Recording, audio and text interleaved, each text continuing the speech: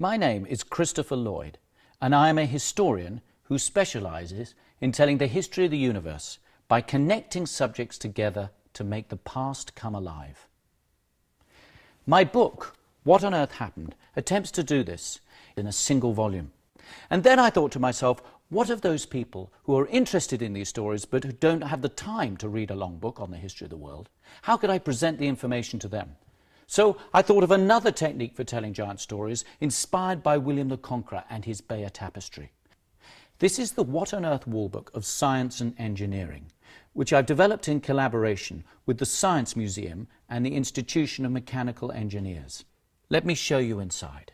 You will see the timeline on a brilliant beam of white light shining from the Stone Ages, where you will see the invention of the wheel in Mesopotamia, gunpowder in China, all the way through the Middle Ages to the experiments of Galileo throwing things off the Tower of Pisa. And eventually the timeline shines into a prism which features Isaac Newton, who discovers his laws of motion. And this is the beginning of a period known as the Enlightenment.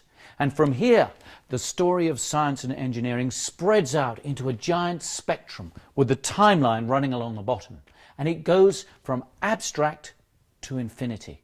At the bottom, we have maths and measurement. And then the atomic scale, physics and chemistry, with the periodic table here.